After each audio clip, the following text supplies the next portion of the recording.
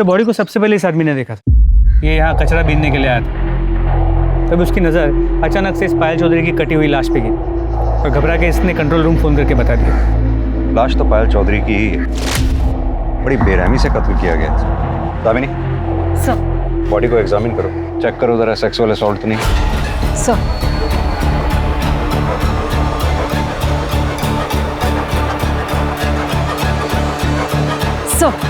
Sir, body के दोनों हिस्सों पर रेप या सेक्सुअल असॉल्ट जैसा कोई निशान नहीं। सर के पीछे जो घाव है उससे ये लग रहा है कि पत्थर या किसी भारी चीज से वार किया।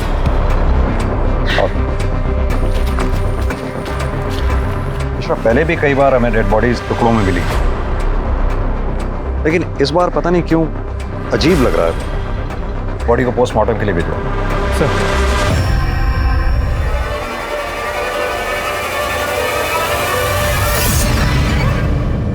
नमस्कार, आदाब। क्राइम पेट्रोल सतर्क के आज के एपिसोड में मैं अनूप सोनी आप सबका स्वागत करता हूं।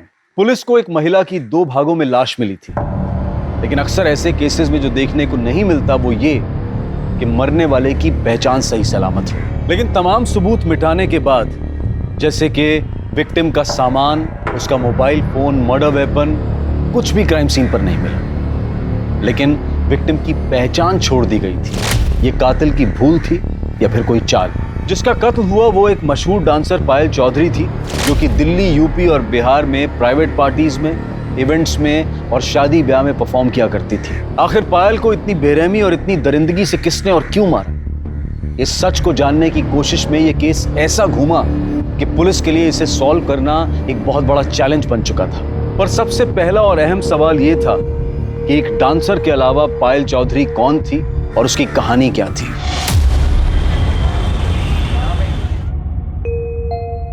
माँ, ये लो मिठाई खाओ। मिठाई? अरे मिठाई किस खुशी में? अरे माँ, अब खाओ तो। बता तो सही। तुम भी खाओ। खाओ ना। अरे अब तो बता। वो क्या है ना, मैं ब्याह कर रही हूँ। किससे?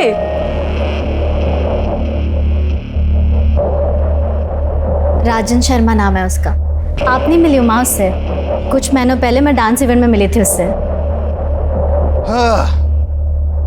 छोरी बुरा ना माने तो एक बात कहूँ, भले घर का लड़का थारे जैसी नाचने गाने वाली के साथ ब्याह क्यों करेगा? और यो बता, तू ब्याह करके जो घर छोड़ के चली जावेगी, हाँ? तो यूं घर कौन संभालेगा? आप लोग ना जानते हो उसे। पायल का सारा काम मैं संभालती हूँ। मैं मिल चुकी हूँ उससे, अच्छा आदमी है। और नाचने वाले की गाली किसे दे रहे हो? थारी अय्याशी चलती रहे इसलिए पायल को गैर मर्दों के सामने नाचने पड़े हैं। थोड़ी शर्म करो, शर्म। यो काम चोरी छोड़ो और कोई काम करो।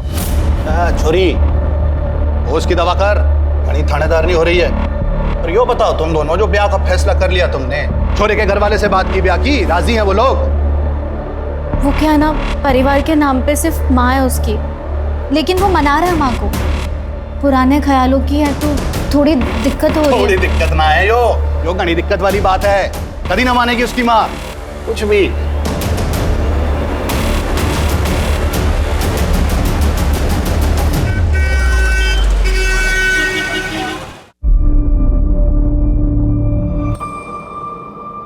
क्या हुआ? माँ, राजन की माँ ने हमारी शादी से मना कर दिया। उन्होंने राजन को बोला कि अगर तुम्हें शादी करनी है तो करो, लेकिन हमारी शादी में उनकी तरफ से कोई नहीं आएगा। अब मुझे नहीं लगता कि वो मुझे कभी भी बहू बनाएगी। माँ, मुझे नहीं समझ में आ रहा, मैं क्या करूँ? तो राजन पे भरोसा करे? हाँ। तो फिर कर ले ब्याह। और रही माँ की बात, तो देर सवेर वो मान ही जाएगी। मेरी छोरी से ज्यादा दिन कोई नाराज रह ना सके। मेरी छोरी है इतनी अच्छी। और जो ना माने है ना, तुम अन्य बुला लियो। मारूंगी उस बुड्ढी को 2 मुक्के और वो खुद ही लाइन पे आ जाएगी।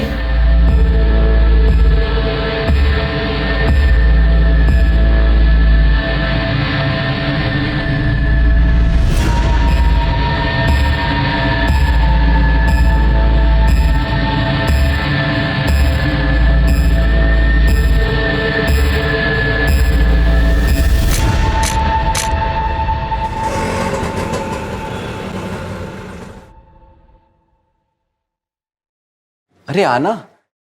ले आया नचनिया को। खानदान की पूरी इज्जत मिट्टी में मिला दी तूने। आज अगर तेरे बापू होते ना तो पहले इससे गोली मारते, फिर तुझे भी मार देते। अंदर तो आंदे, दरवाजे पे ही शुरू हो गई। हाँ, यहाँ तक तो आई है, अंदर भी आई जाएगी वो। और आता जाता हमारी खिल्ली उड़ाएगा। देख छोरा, बाजार की हर एक चीज ना घर नहीं लाई जाती। हे राम जी, इस बुढ़ापे में काका दिखना पड़ेगा पता नहीं है। चलो।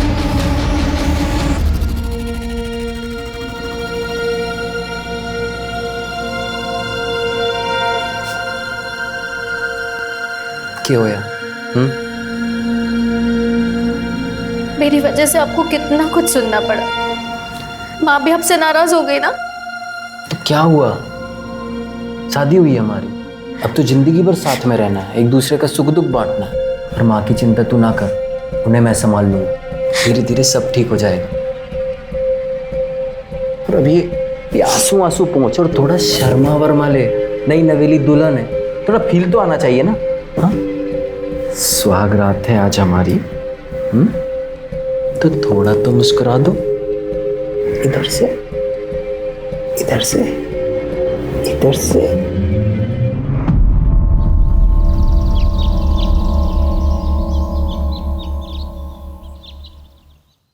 ये लीजिए आपका वॉलेट। पायल, आज मंदिर में कीर्तन है, मोहल्ले की सारी औरतें आएंगी, माँ भी जाएंगी, तुम भी चले जाना, माँ को अच्छा लगेगा। लेकिन राजन, मैं कैसे जा सकती हूँ? मेरा तो शाम को इवेंट है, मैं इवेंट नहीं कैंसिल कर सकती। इवेंट में जाना माँ को खुश रखने से ज्यादा जरूरी है क्या? ये कैसी बात कर रहे हो तुम? तुम्हें तो शुरू से पता है ना कि मैं डांसर हूँ। तुम खुद मेरे डांस के फैन थे। सोचो, अगर तुम्हारा डांस का प्रोग्राम होता और मैं कैंसिल करती तो तुम्हें कैसा लगता? पता था तुम डांसर, तब की बात और थी, तब हमारी शादी ना हुई थी। शादी और मेरे काम का क्या लेना देना है? मेरा काम है राजन। ठीक है, जो करना है कर। लेकिन मेरी बात तो सुनो।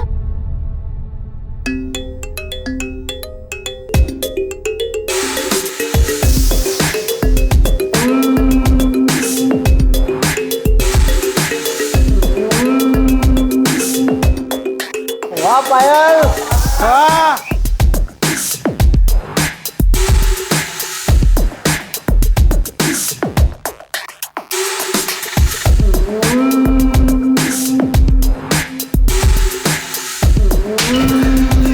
चल निकल यहाँ से। तो ठीक है ना? हाँ दीदी।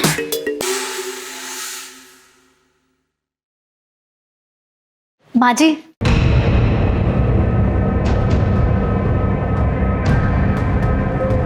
मैं ना आपके लिए मन से तोहफा लाई हूँ, आपको बहुत अच्छा लगेगा। मनने नहीं चाहिए, जो लेता होगा ना उसे जाकर दे।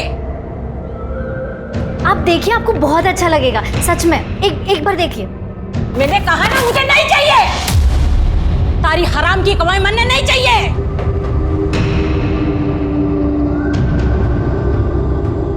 मैं क्या बोल रही हूँ, आप बात कीजिए ना माँ जी से, प्लीज।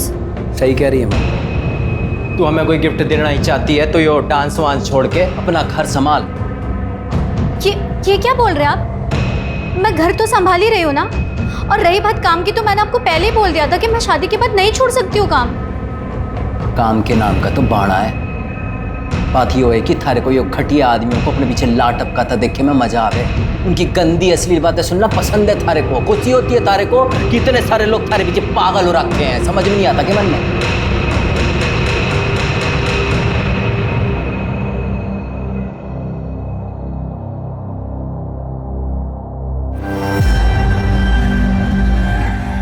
अच्छा हुआ जो ये अपने से गई। अब तू देख, मैं तेरे लिए कैसे खानदानी और सुशील बहू लाती हूँ। पूरी बिरादरी देखती रह जाएगी। राजेश शर्मा से तलाक लेने के बाद पायल वापस अपने घर लौट गई थी, लेकिन सर पायल का बाप बसे सर पायल की शादी से खुश नहीं था। इनफैक्ट वो तो शादी में शरीक तक नहीं हुआ। इसीलिए पायल जब वापस उसके घर चली गई तो उसका बाप उसे दिन रात सुनाता रहता था, काफी परेशान किया था। इसीलिए पायल ने अपना एक अलग घर ले लिया। तो अपनी छोटी बहन अलका, जो उसकी मैनेजर भी है, उसके साथ वहाँ शिफ्ट हो गई। सर कुछ दिनों बाद सुधा अनीश को लेकर पायल के साथ उनके घर शिफ्ट हो गई। सर सुधा पायल और अलका की सौतेली माँ है। सगी माँ का देहांत काफी साल पहले हो चुका था और लोगों का ये कहना है कि बेसेसर उस पर बहुत ही अत्याचार करता था, इसीलिए उसका देहांत हुआ। और उनका भाई अनीश? सर अनीश अलका और पायल का सौतेला भाई और सुधा और बेसेसर का बेटा। पर अनीश का अपनी बहनों से बहुत अच्छा रिश्ता है। मिश्रा, पायल की फैमिली को इन्फॉर्म किया? हम उन्हें लोकेट करने की कोशिश कर रहे हैं। सर पायल चौधरी की पीएम रिपोर्ट। सर कल बॉडी के जो 2 हिस्से हमें मिले थे वो 2 अलग अलग लोगों के हैं। ऊपरी हिस्सा तो पायल चौधरी का ही है, लेकिन निचला हिस्सा किसी और का है। उसका मतलब बॉडी को देखकर जो अजीब हमें लग रहा था वो यही बात है। एक नहीं 2 मर्डर हुए। अब पता ये करना है कि दूसरी लड़की कौन है जिसका मर्डर हुआ। सर पोस्टमार्टम रिपोर्ट के मुताबिक ये दोनों मर्डर्स कल शाम 6 और 8 के बीच हुए। और सर पायल की मौत सर के पीछे किसी पत्थर के वार की वजह से हुई। सर के पीछे एक घाव मिला है जिसमें सूखा हुआ खून है और सर पत्थर के कुछ पार्टिकल्स भी मिले। मिश्रा, हमें जल्द से जल्द ये डबल मर्डर केस सॉल्व करना होगा। पता लगाना होगा ये दूसरी लड़की कौन है जिसका मर्डर हुआ। इन बॉडी के हिस्सों को डीएनए टेस्ट के लिए भेजो। सर एक सेकंड। हेलो, कहाँ पर? ठीक है सर, शिवपुरी में कुएं के पास एक कटा हुआ हाथ और पैर में।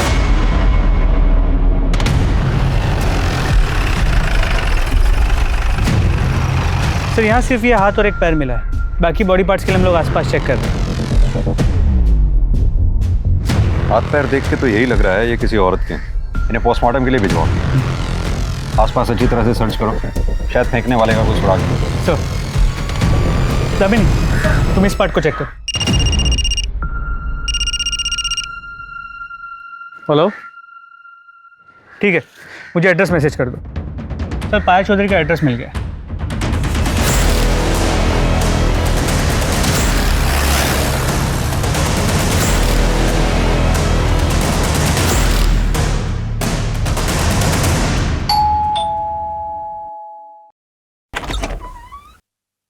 साहब हमारी अलका का कुछ पता चला?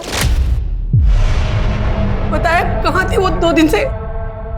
क्या अलका लापता है? हाँ साहब, 7 तारीख की दोपहर को गाड़ी लेके निकली थी, बता के भी ना गई कहाँ जा रही है। उसके पीछे मैं मंदिर चली गई, 2 घंटे बाद आई तो अनीश ट्यूशन से आ गया था, पर अलका ना आई थी। तो हमने घड़ी देर तक उसकी राह देखी, उसको फोन भी किया पर उसका फोन स्विच ऑफ आ रहा था। जब सवेरे तक ना आई तो घबराहट के मारे जनकपुरी थाने में जाके उसकी गुमशुदगी की रिपोर्ट लिखवाई। सब हम तो कल रात में गए थे ये पता करने कि वो उसका कुछ पता चला, पर उसकी कोई खबर ना थी। साहब अलका ठीक तो है ना? आप कौन? यो मारो भाई से बच्चों का मामा। देखिए, हमें एक औरत की लाश मिली, एक्चुअली बहुत काकी नहीं, ये ना हो सके। वो अलका नहीं है माँ। दीदी ना हो सके।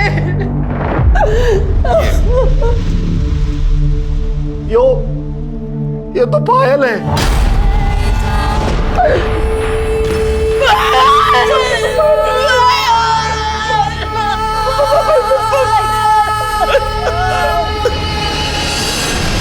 पायल की लाश यहाँ सहारनपुर में मिली। साहब ऐसा कैसे हो सकता है? वो तो मुजफ्फरनगर गई है, 7 तारीख को उसका प्रोग्राम था वहाँ। आज तो वो वापस आने वाली थी, हम उसकी राह देख रहे थे, पर वो हमेशा के लिए हमें छोड़कर चली गई। देखिए, मैं जानता हूँ कि हालात काफी नाजुक हैं, लेकिन फिर भी बस इतना जानना चाहता हूँ कि पायल का क्या कभी किसी से कोई झगड़ा हुआ था या कोई दुश्मनी थी? सब दुश्मनी क्या होगी ऐसी नेक्चुरी की, पर आजकल शाम के साथ घने झगड़े होते थे उसके। शाम कौन? श्याम तिवारी, पायल का पति। दोनों ने मंदिर में ब्याह किया था। श्याम ने पायल से पैसों के लिए ब्याह किया था। पायल को बेवकूफ बनाकर उससे पैसे लेकर कैश में एक दुकान खरीदी थी। पायल उससे इतना प्यार करती थी, पर बाद में पता चला कि श्याम पहले से ही शादीशुदा है। रुड़की में उसके बीवी बच्चे रहते हैं। बाद में उसने रजिस्ट्रार ऑफिस में जाकर पता किया तो पता चला कि उसने दुकान तो खरीदी थी पर अपने नाम पे। इस बात पे उन दोनों में घड़ा झगड़ा हुआ। अलका को भी ये बात पता है। उसने भी तिवारी को खूब खरी खोटी सुनाई थी। पायल को मालूम था कि अलका गायब है? नहीं साहब, हमने फोन किया था पर उसका फोन बंद आ रहा था और अलका की टेंशन में फिर हम उसे फोन करना ही भूल गए। आपके पति आपकी बच्चियों से बहुत नफरत करते हैं। क्या आपको लगता है कि वो ये काम? साहब, वो वैसे ही बड़ा गिरा हुआ इंसान है। कुछ कह नहीं सकती कि वो इतना भी गिर सकता है। अनीश, तुम कुछ कहना चाहोगे जिससे हमारी मदद हो सके? मैं तो बस इतना ही कहना चाहूंगा कि पायल और अलका दी सिर्फ मेरी बहन ही नहीं, भाई बाप सब थी। ठीक है, अभी हम चलते हैं। अलका के बारे में जैसी कोई खबर मिलेगी आप लोगों को इन्फॉर्म कर दें। मिश्रा, कि जनकपुरी पुलिस स्टेशन से अलका के केस की फाइल मंगवाओ। अब ये केस हम ही देखेंगे। पता करो 7 मार्च को पायल सहारनपुर में क्या कर रही थी। वो मुजफ्फरनगर गई भी थी या नहीं। अलका की गाड़ी ढूंढवाओ। अलका और पायल दोनों के कॉल रिकॉर्ड्स और मोबाइल लोकेशन डिटेल्स निकलवाओ। और हाँ, श्याम तिवारी, इसको थाने बुलाओ पूछताछ के लिए। क्या मेरी पायल का मर्डर हो गया है? तो नहीं सर, ऐसा नहीं हो सकता सर। ओवर एक्टिंग कम कर। सर, मैं एक्टिंग नहीं कर रहा हूँ, मैं सच कह रहा हूँ। मैं पायल से बहुत प्यार करता था। अपनी पहली बीवी और बच्चों से भी ज्यादा। सर मैं मानता हूँ कि मैं शादीशुदा हूँ, लेकिन भगवान जानता है कि ये रिश्ता कब का टूट चुका था और अब तो मैं उसे कानूनी तरीके से भी खत्म करने वाला था। क्योंकि पायल के पास ज्यादा पैसा था। उसकी दुकान हड़प के भी तुझे चैन नहीं मिला। सर, ये झूठ है। मैंने उसके नहीं अपने पैसों से दुकान खरीदी थी। सर, मैं कब से अपनी एक इवेंट कंपनी का ऑफिस खोलने के लिए पैसे जोड़ रहा था। अच्छा, तो तूने पायल की ब्लैक मनी से दुकान नहीं खरीदी? सर, मैं उसके पैसे से क्यों दुकान खरीदूंगा? ठीक है, तो अभी तो जा सकता है, लेकिन सहारनपुर छोड़कर कहीं मत जाइए। अपनी बीवी के पास तुड़की भी नहीं। जी सर।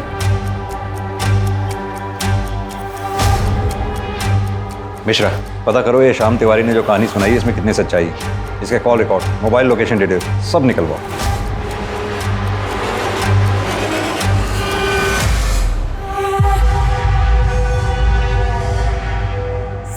सर, अलका का फोन स्विच ऑन हुआ था। इससे पहले कि लोकेशन पता कर पाते, फोन फिर से स्विच ऑफ है। दामिनी, अलका के फोन पे नजर रखो। सर, जैसे भी हो सकता है वो मुसीबत में हो, तो शायद हम उसे बचा पाएं। सर, मुझे नहीं लगता हम अलका को बचा पाएंगे। क्यों? सर, बॉडी के जो 2 हिस्से मिले थे, ये उनकी डीएनए रिपोर्ट है। इसका मतलब तो निचले पार्ट का डीएनए 50% पायल की बॉडी से मैच करता है। तो यानी वो बॉडी अलका की है? सर, रिपोर्ट से तो यही लगा। मिश्रा, एक काम करो, कुएं के पास से जो हमें हाथ पैर के टुकड़े मिले उनका डीएनए से मैच करके देखो। सर। हेलो, कहाँ? ठीक है सर, रेलवे ट्रैक के पास एक औरत का सर कटा हुआ मिला। वो उसकी पिक्चर अभी भेज रहे हैं। आ गई सर, ये तो अलका चौधरी है। मिश्रा, इस सर का डीएनए जंगल से मिले बॉडी के टुकड़ों से मैच करके देखो। जिसने भी ये काम किया बहुत ही शातिर खिलाड़ी है, बड़ी बेरहमी से मारा है।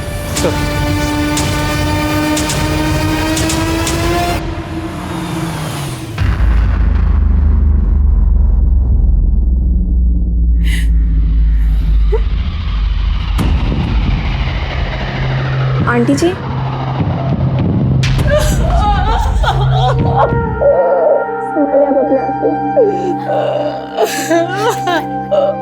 आंटी जी, मुझे तो अभी भी यकीन नहीं हो रहा है कि पायल दीदी और अलका दीदी के साथ इतना सब कुछ हो गया। कितनी बुरी मौत मारा उन दोनों को। आंटी जी, अब संभालिए अपने आप को, सब सही हो जाएगा। दीदी, कसम खाता हूँ तुम दोनों की कि ये जिसने भी तुम्हारे साथ किया है ना, छोड़ूंगा नहीं उसे। अनीश, जो होना था वो हो गया। हट, अकेला छोड़ दे मुझे। जिनकी माँ बड़ी फिरे थी तू, वो दोनों निकल ली। अब क्या इरादा है? क्या करेगी? क्या करेगी आप? जी, क्या छोड़ बनना है? बड़ी बड़ी माँ बने घूमे थी दोनों की। भगवान ने सजा दे दी थारी दोनों छोरियों को। बाप ने अकेला छोड़ के आई थी मरने के लिए। और एक बात बोलूं, और तू कम ही नहीं थोड़ी है ना है। सजा जी कम से कम माहौल का तो ध्यान रखिए। क्या माहौल का ध्यान रखूं मैं? रे बेटा जैसी करनी वैसी भरनी। यो संस्कार है बेटे के, यो सिखाया है, यो सभ्यता दी है। सारी सभ्यता अरे तू बाप ना है, बाप के नाम पे शराब है शराब। अरे थारे बचपन में पूरा परिवार बर्बाद हो गया। यो तू ध्यान रख, कीड़े पड़ेंगे कीड़े, सड़ के मरेगी। पानी देने वाला नसीब नहीं होगा। निकलो तुम लोग। सर, पायल के मर्डर केस में कुछ अपडेट्स मिली हैं। 7 मार्च को मुजफ्फरनगर शहर में माहौल खराब होने के कारण धारा 144 लगाई गई, इसलिए पायल का इवेंट कैंसिल हो गया और इवेंट ऑर्गेनाइजर्स ने पायल को एक प्राइवेट कैब से अपने घर सहारनपुर भेज दिया। उस कैब ड्राइवर से बात हुई? जी सर, उससे बात हुई। उसने कहा कि वो पायल को घर तक ड्रॉप तो करने वाला था, मगर सहारनपुर एंटर करने से पहले ही उसकी कैब खराब हो गई। क्या हुआ भैया? मैडम शायद गाड़ी खराब हो गई। एक काम कीजिए, आप मुझे यहीं छोड़ दीजिए, मैं बस या ऑटो से चले जाऊंगी। ये लीजिए। वो लोग ना पहचाने, इसलिए उसने अपने चेहरे को दुपट्टे से ढका, आंखों पे चश्मा लगा के वो वहाँ से चली गई। और हाँ सर, कैब ड्राइवर ने ये भी कहा कि उसका फ़ोन स्विच ऑफ था क्योंकि वो चार्ज करना भूल गई। कैब ड्राइवर को ये कैसे मालूम कि पायल के फ़ोन की बैटरी डाउन थी? क्योंकि सर पायल ने ड्राइवर को पूछा था कि उसके पास फ़ोन का चार्जर है। उस जगह के आसपास कोई सीसीटीवी है क्या? तो जहाँ गाड़ी खराब हुई वहाँ कोई सीसीटीवी कैमरा नहीं मिला, और वहाँ से कुछ ही दूरी पे एक छोटे से गांव का बस स्टॉप, वहाँ भी कोई सीसीटीवी कैमरा नहीं, ना ही कोई दुकान। उसने वहाँ से बस लिया नहीं, ये पता नहीं चल पाया। सर कल से ये फोटो बहुत वायरल हो रही है। किसकी फोटो है? सर फिलहाल तो पता नहीं, पर जल्दी पता चल जाएगा। सर पायल और अलका का फ़ोन डिटेल्स भी आ गई। मोबाइल लोकेशन के अकॉर्डिंगली 7 मार्च शाम को 6 बजे अलका का जो लोकेशन है उससे घर से कुछ किलोमीटर दूर का दिखा रहा है, जहाँ पे दोनों की डेड बॉडीज मिली। सर अलका के फ़ोन की लास्ट लोकेशन क्राइम स्पॉट के पास दिखा रहा है, जबकि पायल का फ़ोन शाम को 4 बजे सहारनपुर के बॉर्डर के पास स्विच ऑफ हो गया। इसका मतलब कैब ड्राइवर सच कह रहा था, अलका का फ़ोन स्विच ऑन हुआ? नहीं सर। यानी कि अब तक हमें यह पता है कि पायल 7 मार्च को सहारनपुर बॉर्डर के पास तक पहुंची। उसके बाद वो आगे कहाँ गई, उसके साथ क्या हुआ, ये हमें पता करना है। साथ में ये भी पता करना है कि जो फोटो में आदमी दिख रहा है ये कौन है। हो सकता है पायल की माँ सुधा इस आदमी को जानती है। Right sir.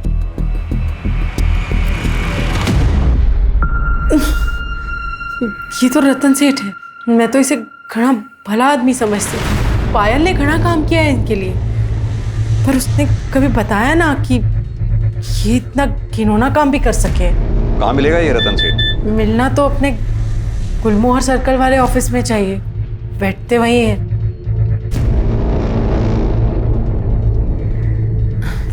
गर्लफ्रेंड से बात करें।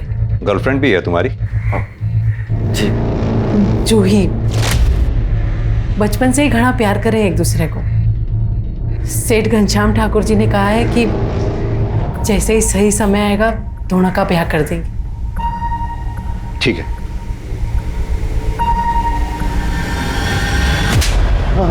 साहब मैं सच बोल रहा हूँ साहब। अरे जबरदस्ती तो क्या, मैंने पायल को हाथ तक नहीं लगाया साहब। अच्छा,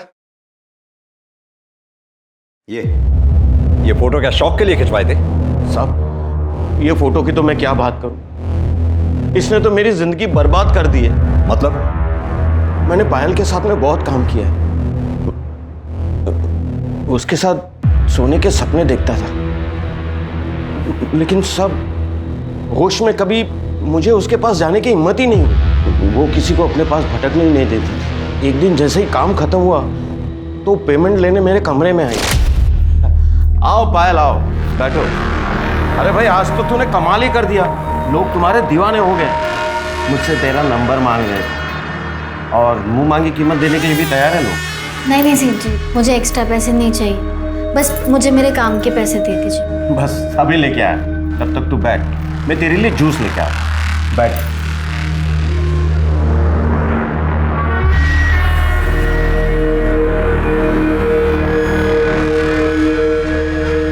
ये लो जूस पियो, अकाउंटेंट तुम्हारे पैसे लेकर आते ही हो।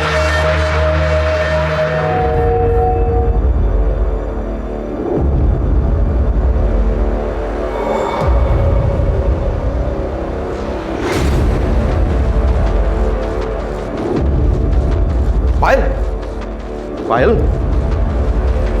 पायल,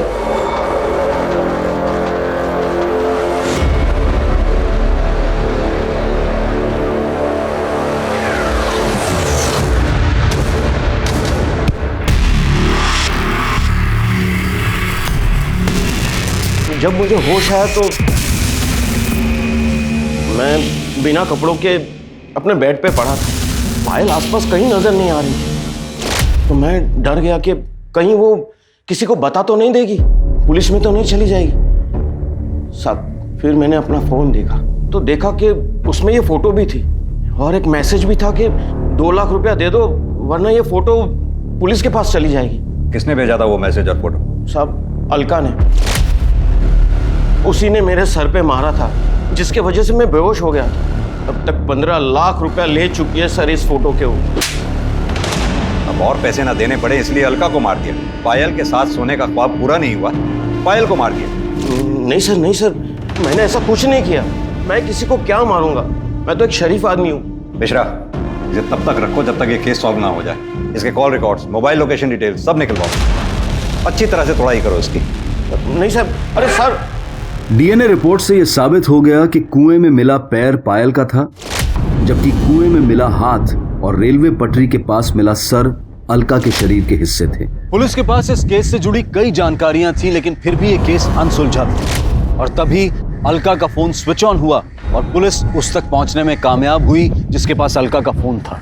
ये एक 15-16 साल का लड़का था जिसे अलका का फोन उस खेत से कुछ ही दूरी पर मिला था जहां दोनों बहनों की लाश मिली थी। इसी ने पायल और रतन की फोटो को अपने दोस्तों को भेजा था और फिर उन दोस्तों ने इस फोटो को आगे भेजकर वायरल किया। अलका के फोन की स्कैनिंग के बाद यह साफ हो गया कि रतन सच बोल रहा है।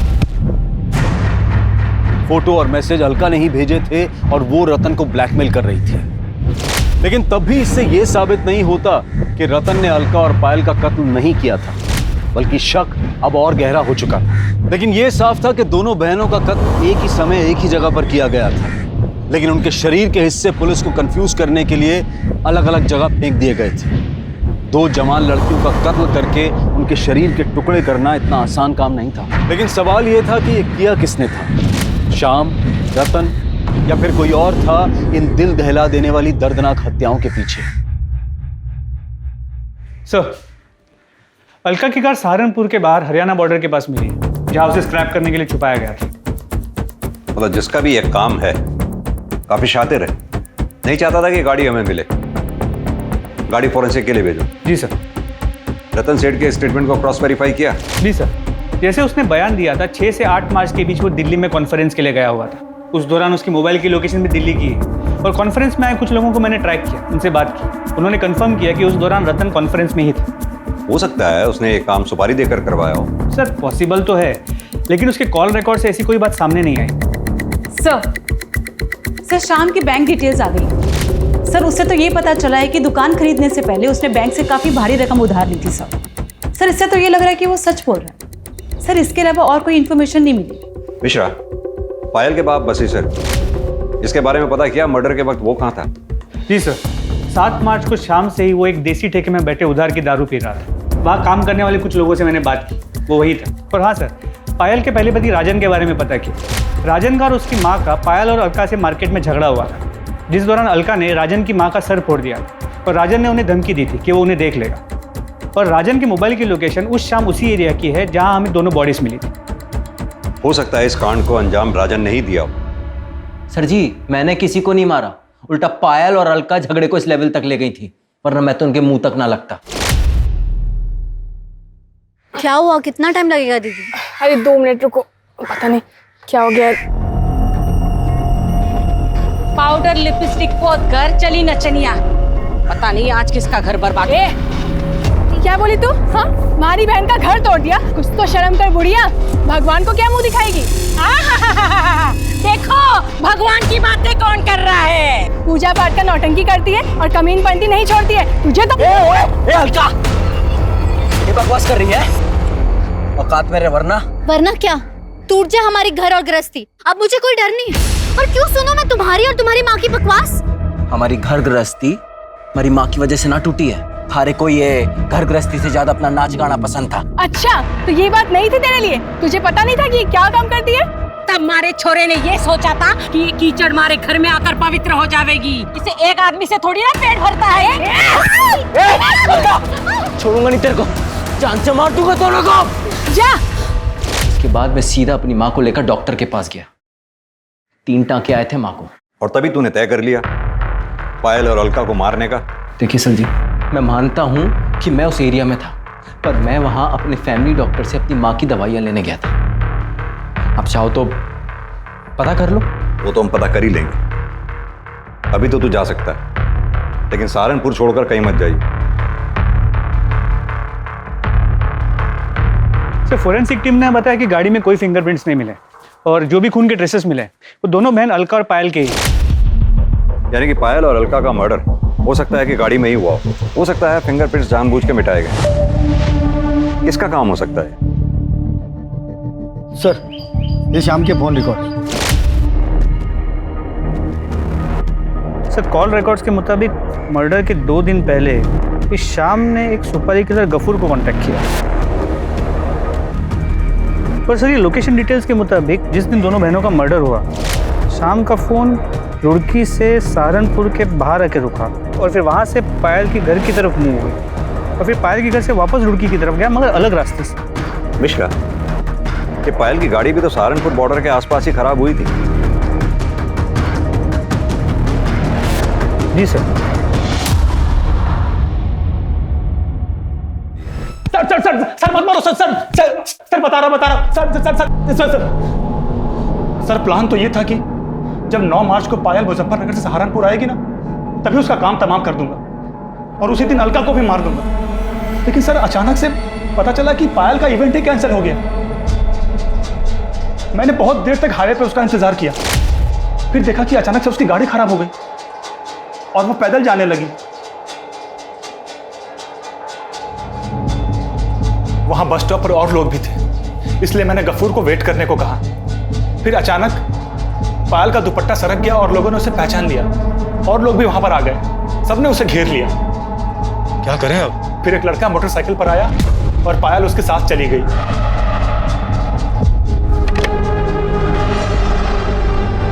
वो लड़का कौन था जिसके साथ वो बाइक पे गई थी?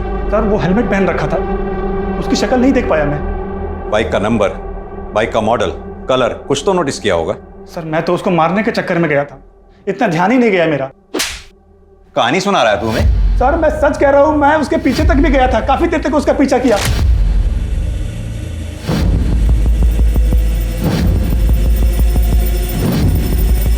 गफूर, छोड़ इसको, बाद में देखते हैं। निकल नहीं गया, तूने उनका पीछा किया, सुनसान जगह देखकर दोनों को गाड़ी से उतारा, उनको मारा और फिर लाश को ठिकाने लगा दिया। नहीं नहीं सर, ये झूठ है। ये झूठ है? चल अब ये बता, दुकान किसके पैसे की खरीदी थी? बोल। हाँ सर, ये सच है कि वो दुकान पायल के पैसे से थी। सर, मैं क्या करता, फ्री की दुकान थी, 15,000 किराया आ रहा था, तो मैंने सोचा कि पायल का ही काम तमाम कर देता हूँ। लेकिन सर, हम ऐसा कर नहीं पाए। मिश्रा, पता करो ये शाम की बात में कितनी सच्चाई है। और हाँ, जब तक हम कातिल तक नहीं पहुंच जाते, इसे यहीं बिठा के रखो और इसके साथ ही गफूर को उठा ला। सर, अगर ये शाम निर्दोष है तो फिर ये डबल मर्डर्स किसने किया? मिश्रा, सवाल ये उठता है कि टारगेट पे पायल थी या अलका, या फिर दोनों बहनें, क्योंकि अलका का दिमाग गर्म था, उसके कई दुश्मन हो सकते हैं। और अगर ये शाम सच कह रहा है कि पायल घर पहुंची और अलका से मिली, तो ये कैसे मुमकिन हो सकता है कि घर वालों को पता ही ना चला? कहीं ऐसा तो नहीं पायल अलका से घर के बाहर मिली, बाहर से ही दोनों कहीं चले गए और फिर मार दिए गए, या फिर इस कांड में घर का ही कोई आदमी शामिल?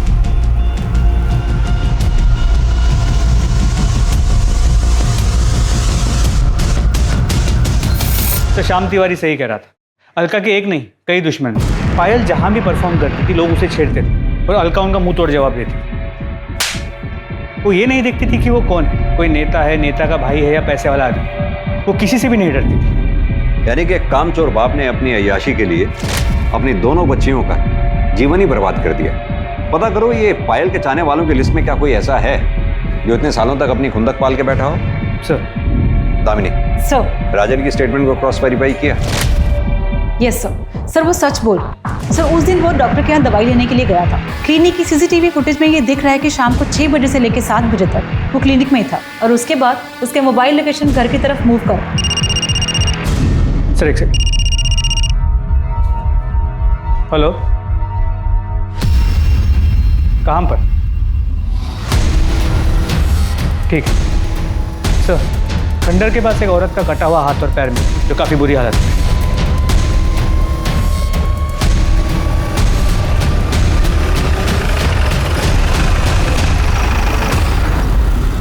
पायल की बॉडी का ऊपरी हिस्सा और अलका की बॉडी का निचला हिस्सा हमें यहाँ मिला। इसका मतलब दोनों बहनों को यहाँ गाड़ी से उतारा गया और मारा गया। जाहिर सी बात है, ये स्पॉट उनके घर के रास्ते में ही पड़ता है। अब या तो कातिल उनका पहले से पीछा कर रहा था, जिसने यहाँ पहुंचकर गाड़ी को रुकवाया, दोनों बहनों को उतारा और कत्ल किया, या फिर वो कातिल बीच रास्ते में उन्हें मिला, जिसे उन दोनों बहनों ने अपनी गाड़ी में बिठाया। अब अगर गाड़ी में बिठाया है तो या तो कातिल उनका जानने वाला होगा, दोस्त होगा, या फिर परिवार का कोई सदस्य होगा, जिसने यहाँ पहुंचकर उन दोनों को गाड़ी से उतारा और कत्ल किया।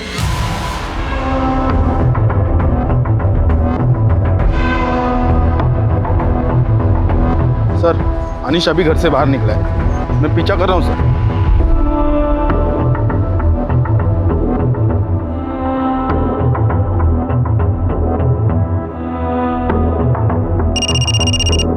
हाँ पांडे, वो जवाहर नगर के दूसरी नंबर गली के आखिरी मकान में घुसा है सर उस तरफ।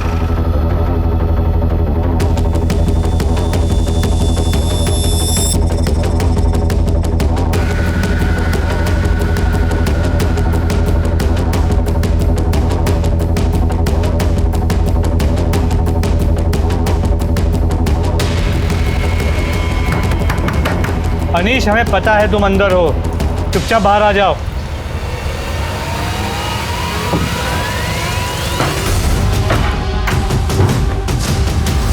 अंदर चेक करो।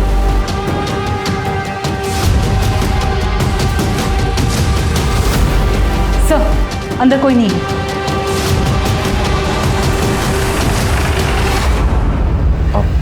जवाहर नगर में गया था, पर हुआ क्या? क्यों गए? अब पढ़ाई करने गया था मैं, वो मेरा वहाँ दोस्त रहता है ना, तो आता जाता। तो एक बात बता, जब तू वहाँ से निकला हमें दिखाई क्यों नहीं दिया? मतलब तूने मुझे बताया क्यों नहीं? तू वहाँ गया था? नहीं माँ, मैं तो आपको बताने ही वाला था, पर आप सोई हुई थी तो इसीलिए मैं। दोस्त का नाम क्या है? रवि चौरसिया। अचानक पूरा केस घूम गया। इन्वेस्टिगेशन के प्राइम सस्पेक्ट अनीश और उसका दोस्त रवि चौरसिया बन चुके थे। अनीश के कॉल डिटेल्स और मोबाइल लोकेशन से यह साफ हो गया कि अनीश अक्सर अपने दोस्त रवि चौरसिया के घर जाता था और दोनों रोज बात करते थे। लेकिन रवि की मोबाइल लोकेशन ने उसे बड़ा सस्पेक्ट बना दिया था। रवि के इर्द गिर्द सब कुछ संदिग्ध था। जैसे कि उस शाम जब अनीश रवि के घर पहुंचा था, तब रवि की मोबाइल लोकेशन के मुताबिक वो घर पर ही था। उसके बाद से रवि का मोबाइल फोन स्विच ऑफ आ रहा था और वो गायब था। इतना ही नहीं, उसका मोबाइल फोन उस बस स्टैंड पर भी मौजूद था जहां से पायल ने लिफ्ट ली थी। और बस स्टैंड पर लोगों के पहचाने जाने के बाद यह तय हो गया कि रवि ही वो लड़का था जिसने 7 मार्च की शाम को पायल को अपनी मोटरसाइकिल पर लिफ्ट दी थी और उसे घर छोड़ा था। वो रवि ही था जिसने 7 मार्च की शाम को अलका और पायल को जिंदा देखा था। इन सभी जानकारियों के बाद पुलिस को लगने लगा था कि पायल और अलका के कत्ल में अनीश और रवि का हाथ हो सकता है। इस केस को हल करने के लिए रवि अब एक अहम कड़ी था। पुलिस रवि के फोन पर नजरें गड़ाए हुए थी और जैसे ही फोन ऑन हुआ, पुलिस ने बिना देरी किए रवि को उठा लिया। मैं और रवि, हम दोनों एक दूसरे से बहुत प्यार करते हैं। जूही से हमारा कोई वास्ता नहीं सर।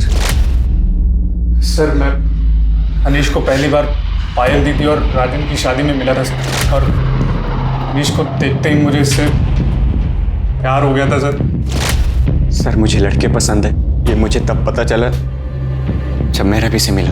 पर मुझे ये भी पता था सर कि कुछ भी हो जाए, मेरी माँ जूही से शादी करा के रहेगी। रवि से झगड़ा होता था, माँ को लगता था कि मुझे जूही से झगड़ा हुआ, और माँ उसे मनाने को बोलती थी। और सर, मुझे समझ में नहीं आता था कि मैं माँ को अपने रिश्ते के बारे में कैसे बताऊँ। 7 मार्च को क्या हुआ था और पायल तुम्हें कहाँ मिली? सर, मैं अपने एक रिश्तेदार को बस स्टॉप पर छोड़ने गया था, तो मैंने रास्ते में देखा कि कुछ लोगों ने पायल दीदी को घेरा हुआ है। तो मैंने दीदी को बोला कि आओ मैं आपको घर छोड़ देता हूँ, और मैंने अपनी बाइक पे उन्हें घर छोड़ दिया था सर।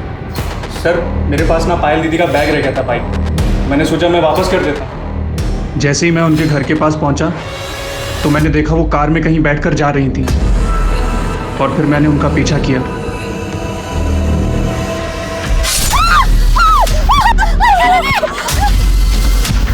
ये देखकर मैं बहुत डर गया था सर।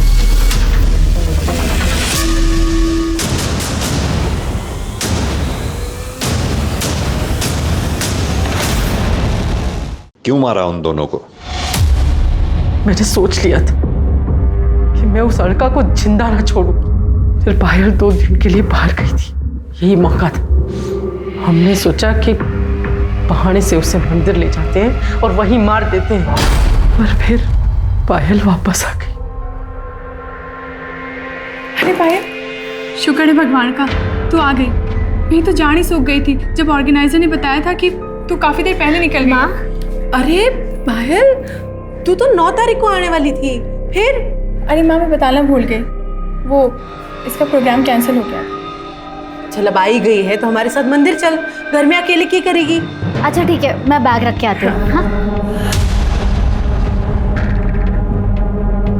तो मैंने और भाई ने तय किया कि हम उन दोनों को मार देते हैं। पता नहीं फिर ऐसा मौका मिले ना मिले। जब गाड़ी सुनसान जगह पर पहुंची तो मैंने बहाना बनाया, मैं बस 2 मिनट। हाँ माँ।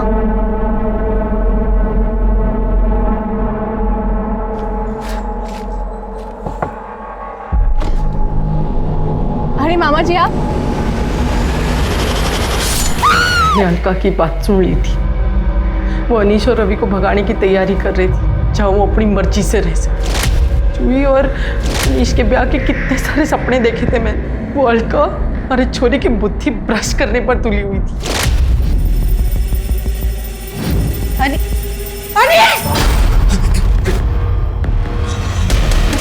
यो क्या कर रहा है? हाँ? इतनी सुथरी गर्लफ्रेंड है थारी, फिर यो? माँ हमारी गर्लफ्रेंड ना है। हाँ आंटी आप। तू तो रहने दे सुनने सुनाने की बातें। निकाल। माँ इतना हल्ला क्यों मचा रही है? गलत क्या है इसमें? अनीश अगर इसमें खुश है तो इसे खुश रहने दे। तू इसकी तरफदारी कर रही है? अच्छा अब समझी। थारे को ये सब पहले से मालूम था। यो थारा दोस्त। अरे तूने इतना भी ना सोचा कि अपने दोस्त के खातिर अपने भाई की जिंदगी खराब कर रही है? माँ इतना नाटक करने की ना जरूरत ना है, सब समझ रही हूँ मैं। अनीश की बात माननी पड़ी और जूही और अनीश की अगर शादी नहीं हुई तो थारा लखपति बनने का सपना टूट जाएगा। मारे जीते जी ये ना हो सके है कि हमारा छोरा किसी चोरी से ब्याह करे। माँ हम उनकी लाशों को घसीटकर जंगल में ले गए। भाई ने उनके शरीर के टुकड़े टुकड़े कर दिए। पायल का फोन कहाँ है? वो मैंने लाश के टुकड़ों के साथ जंगल में फेंक दिया। अलका वही फोन ढूंढा पर नहीं मिला। फिर बहुत अंधेरा हो रहा था तो ढूंढना छोड़ दिया और निकल गया वहां से। मारना तो हम सिर्फ अलका को चाहते थे। पायल तो सीधी थी, उसे तो हम बाद में भी देख लेते। लेकिन कहते हैं ना, जिसकी मौत जहां लिखी होती वो वहां अपने आप पहुंच जाता है। ऐसा कहा जाता है कि जब कोई किसी के साथ अच्छा करता है तो उसका फल भी अच्छा ही मिलता है, लेकिन इस केस में उल्टा हुआ।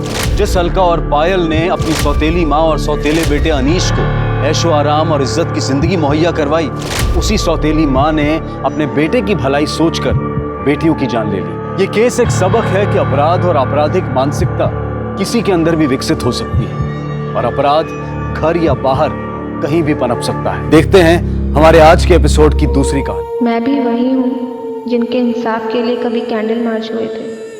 उनकी आवाज़ उठाने के लिए हम सब ने अपनी चुप्पी तोड़ी थी, पर मेरे लिए ना धरना है ना आशा की कोई आँच जली। क्या मुझे कभी इंसाफ नहीं मिलेगा?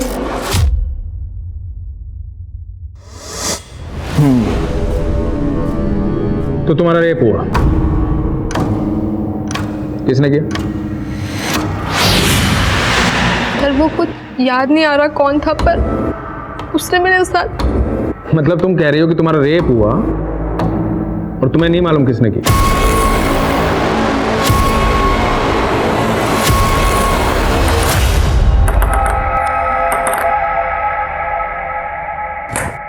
नमस्कार, आदाब। क्राइम पेट्रोल सतर्क के आज के एपिसोड में मैं अनूप सोनी आप सबका स्वागत करता हूं। यह घटना एक लड़की की जिंदगी की बहुत ही भयानक और विचित्र रात से जुड़ी थी। उस रात का एक एक पल यातनाओं से भरा था, लेकिन उस लड़की को अपने अपराधी का परिचय नहीं मालूम था। आखिर आराध्या कब, कैसे और क्यों इस जटिल परिस्थिति में पहुंची?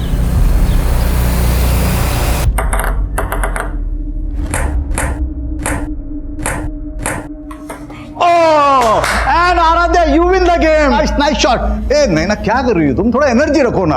Aaradhya, I like it. लेकिन गेम है ना, इतना लंबा नहीं चलना चाहिए, थोड़ा थोड़ा इंप्रूवमेंट करो। और देखो क्या है, ये बैकहैंड है ना, ये बैकहैंड को हम ये ऐसा पकड़ा हमने, और ये हमने ये स्ट्रोक दिया, समझिए, ये स्ट्रोक दिया। नहीं ना, देखो तुम्हारा क्या होता है, तुम एनर्जी नहीं रखती, तुम्हें फोर्स होना चाहिए। हाँ, ये जो स्ट्रोक है ना, ये इस तरह से, ये ऐसे।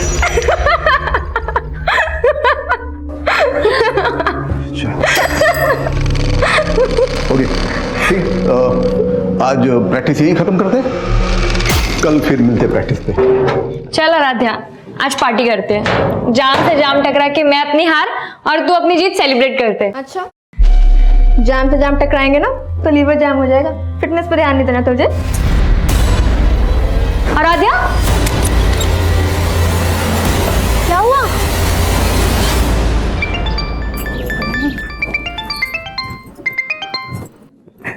हाँ जी बोलो। 5 बज रहे हैं और आराध्या अभी तक घर नहीं आई। अच्छा, तो आपके बेटे ने आराध्या की आपको सारी खबर दे दी? हाँ, तो भाई है तो फिक्र तो होगी ना उसको। और तुमने माँ की क्या किया? उल्टा उसको क्लब का मेंबर बनवा दिया, और तब से पैर नहीं टिकते उसके घर पे। अरे भगवान ने इतनी टैलेंटेड बच्ची दी है तो ऊपर वाले का शुक्रिया अदा करो, और ये रोक टोकना अच्छी बात नहीं है। तो अब कहाँ पे झंडे गाड़ रही है? देखो, लीवर की फिक्र होना तो ठीक है, लेकिन दिल का भी ख्याल रखना चाहिए। मौसम देखो यार कितना अच्छा है। ये लो। बस तल्ली नहीं होना, मुझे घर भी तो जाना है। ओ हेलो, हमें कौन सा शमशान जाना है? बारिश है, बियर है, तुझे और क्या चाहिए? चल अब आइए ना, तो अच्छे से एंजॉय करके जा। एंजॉय तो तब करूंगी ना जब कंट्रोल में रहूंगी। कंट्रोल? अरे मैं हूँ ना, मैं करता हूँ तुझे कंट्रोल। आजा, नहीं पीना यार प्लीज। आजा आजा आजा आजा। सुपर हीरो तो होगा नहीं जो ये छत से कूदने के जीन्स आ गए तेरे अंदर हैं? चिल कर यार, मैं तो बस ये कह रहा था कि ये रिस्की खेल बंद कर एंड हैव सम फन। चल देख। ओ हेलो, तू बड़ा ब्लश कर रही है, जानती है क्या उसे? जानती तो नहीं, पर लड़का जानने लायक है। अपने बॉयफ्रेंड के सामने फ्लर्ट कर रही है। आज तू पीने के लिए ब्लैकमेल कर रहा था, कल को जीने के लिए ब्लैकमेल किया तो तेरे साथ रिस्क बहुत है, समझा? कोई रिस्क नहीं है पापा, आप तो ऐसे डर रहे हैं जैसे दूसरी लड़कियां जॉब ही नहीं करती। होटल में वेटर का काम करके बड़ा नाम रोशन कर रही मेरा, और रोज रात को 12-12 बजे तक घर आती है। देख मंजू, ये सब नहीं चलेगा। पापा, आप खुद तो मेरी पढ़ाई का खर्चा उठा नहीं पाते, अब क्या मैं खुद की पढ़ाई के लिए पार्ट टाइम जॉब भी नहीं कर सकती? बोल तो ऐसे रही है जैसे तुझे अनपढ़ छोड़ रखा है मैंने। बीए करवा दिया ना, अब इसके आगे ना तो पढ़ाई करेगी ना जॉब करेगी, समझी?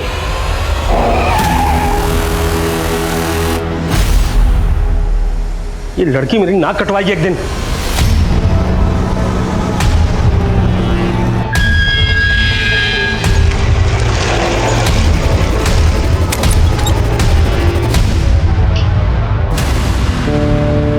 हेलो पापा, आराध्या घर पे ही है।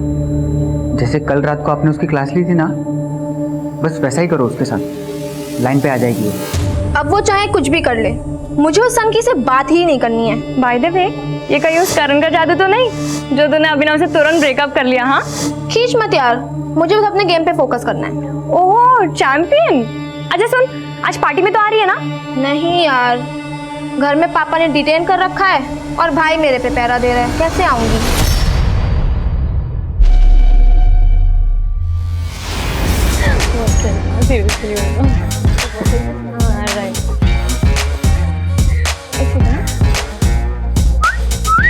वाह क्या बात है।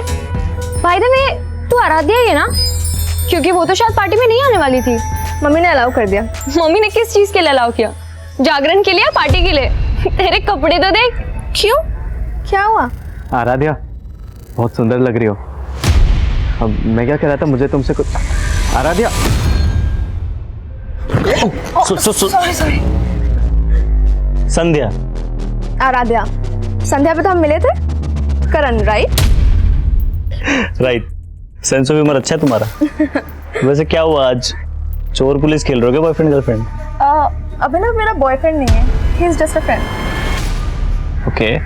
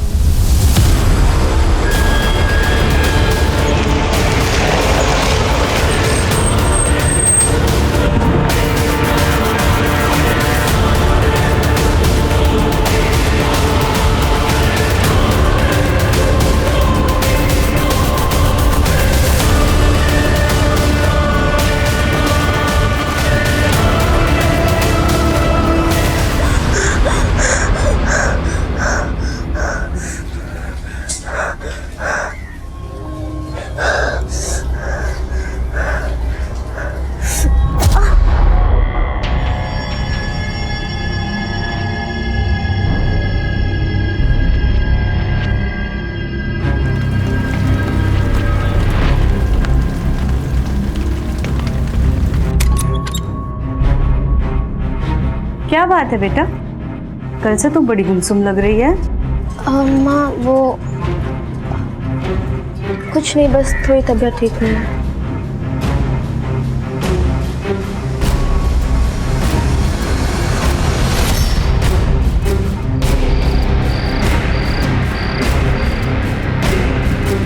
ज्यादातर रेप विक्टिम्स अपनी तकलीफ अपनों से भी नहीं बता पाते, पर ऐसे मामलों में विक्टिम की मेडिकल रिपोर्ट एक इंपॉर्टेंट एविडेंस होती है और एफआईआर में की गई देरी इस एविडेंस को मिटा सकती है। आराध्या ने अपने परिवार को भी ये बात 3 दिनों बाद बताई, लेकिन तब तक बहुत देर हो चुकी थी। शराब, पार्टी और लड़के, इसके अलावा कुछ सोचता है तुझे? ये तो होना ही था तेरे साथ। बस कर अंश, इसका रोड होकर के पहले ही बुरा हाल है और तू है कि इसको कोसे ही चला जा रहा है। तो तू क्या कर रही है स्वासनी? अभी भी अंश को रोक रही है तू। बड़ा बोल रही थी ना, बड़ी टैलेंटेड लड़की पैदा की है। अरे हमारी इज्जत खराब करने के लिए पैदा हुई है ये। अब कुछ बोलेगी? कौन था वो? क्या नाम था उसका? कुछ बोलेगी? पापा नाम क्या? इसको तो उसकी शक्ल तक याद नहीं है। क्या? हाँ, नशे में टूल थी। मुझे तो लगता है दारू के साथ ड्रग्स भी लेना चालू कर दिया इसने। ड्रग्स नहीं लिया था मैंने, बस थोड़ी सी बियर पी ली थी। ऐसे बोल रही जैसे बहुत महान काम किया इसने। हाँ मैंने गलती की पापा, पर उसका मतलब ये नहीं कि कोई भी मेरा रेप कर देगा। 3 दिन से इसीलिए चुप थी कि मुझे पता था आप मुझे गलत समझोगे, और जिसने गलत किया है उसे कोई भी नहीं कोस रहा है। अरे तो कोसने के लिए कोई होना चाहिए ना। अब वो जो भी है उसे पुलिस ढूंढेगी। हाँ हाँ, तू तो बड़ी मिनिस्टर की बेटी है, पुलिस तेरे इशारे पे काम करेगी। क्या बोलेगी पुलिस को तू? तुझे उसका नाम, उसकी शक्ल कुछ तो याद नहीं है, तो चुपचाप घर पे बैठ, कहीं जाने की जरूरत नहीं है।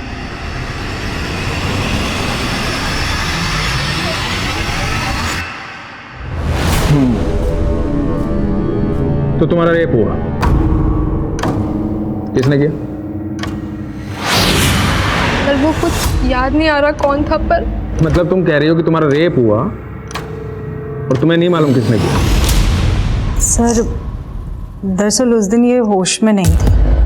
सर एक्चुअली उस दिन मैं एक पार्टी में गई थी और मैंने वहाँ थोड़ी सी बियर पी ली थी, पर इतना नशा मुझे पहले कभी भी नहीं हुआ था जितना उस रात को हुआ मुझे। मतलब ये सब पार्टी में हुआ? नहीं सर, पार्टी में नहीं हुआ। मुझे याद है अच्छे से कि पार्टी के बाद घर जा रही थी और मुझे बहुत तेज चक्कर आ रहे थे, बहुत सर दुख रहा था और फिर कुछ भी समझ नहीं आया था कि मेरे साथ हो क्या रहा है, और फिर अचानक से मैं वहीं पे बेहोश हो गई। और जब मुझे हल्का सा होश आया और फिर अचानक पता नहीं मैं कैसे उसी रोड पे पहुंच गई जहाँ पे मैं बेहोश हुई थी।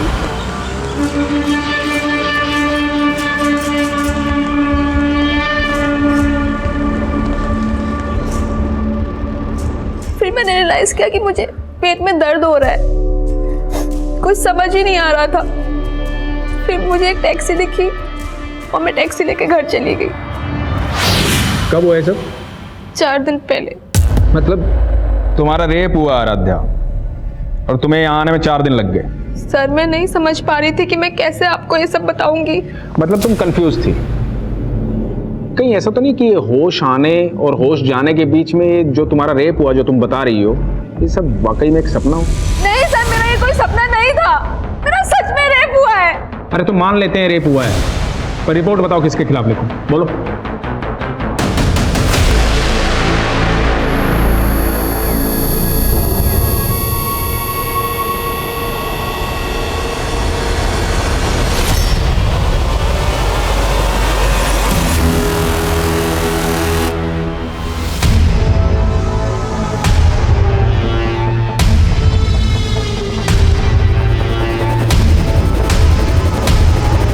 देख लिया ना पुलिस के पास जाके? मैंने पहले ही बोला था वो लोग कंप्लेंट तक नहीं लिखेंगे तुम्हारी। उन्होंने कंप्लेंट नहीं लिखी पापा, इसका मतलब ये नहीं कि मेरे साथ क्राइम नहीं हुआ है। लेकिन ये भी तो हो सकता है कि तेरा रेप ही ना हुआ हो।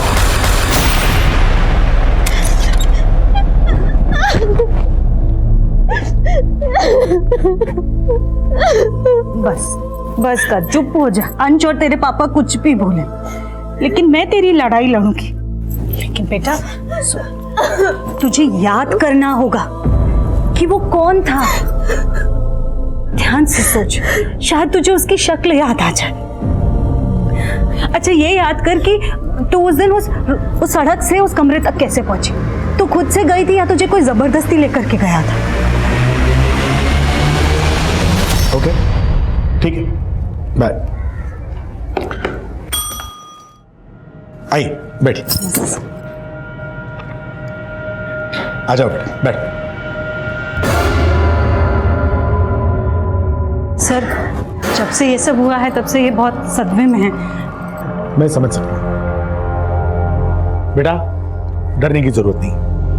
तुम्हारे साथ जो कुछ भी हुआ है हमें ठीक से बताओ।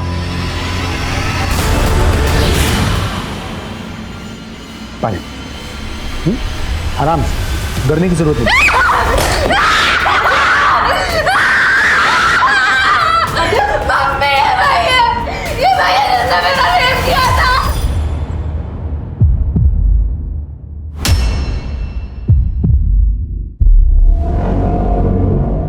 क्या बोल रही है? सॉरी सर, ये बहुत डिस्टर्ब है जब से ये सब कुछ हुआ है। परफ्यूम लगाया था, उससे लगा के आया था।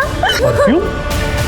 आपकी बेटी का दिमाग तो सही है ना? क्या बोल रही है ये? दिमाग तो तुमने खराब किया मेरा।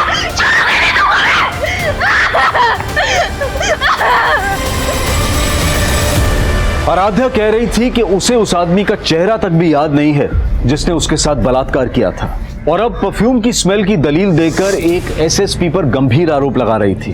क्या यह आराध्या का कोई भ्रम था या फिर उसके आरोपों में वाकई कोई सच्चाई थी? लेकिन उसके आरोपों ने पुलिस महकमे में हलचल पैदा कर दी थी, क्योंकि ये बातें न्यूज चैनल्स की हेडलाइंस और अखबारों की सुर्खियां बन चुकी थी। इन आरोपों से पुलिस डिपार्टमेंट की काफी बदनामी हो रही थी। इसके बाद एसएसपी अजीत सिंह ने अपने पद से खुद ही इस्तीफा दे दिया और अपने ही खिलाफ जांच का समर्थन करने लगे। मेरी 30 साल की सर्विस में मैंने खुद ने 30 से ज्यादा रेप केसेस सॉल्व किए हैं। मैं चाहता हूं कि इस केस की पूरी इंक्वायरी हो। मुझे लगता है कि उसकी दिमागी हालत ठीक नहीं है, और जहां तक उस लड़की का सवाल है, या तो वो किसी के बहकावे में आकर मेरी छवि बिगाड़ने की कोशिश कर रही है। सर, ये अजीत सिंह तो बहुत काबिल ऑफिसर है। तुम कैसे जानते हो अजीत सिंह को? दरअसल 5 साल पहले जब मैं आदिल सर के साथ काम कर रहा था, उस वक्त इनसे मुलाकात हुई थी, और सर तब इन्होंने एक बहुत बड़े सेक्स रैकेट का पर्दाफाश किया था, और अभी खुद रेप केस में फंसे हुए हैं। स्ट्रेंज।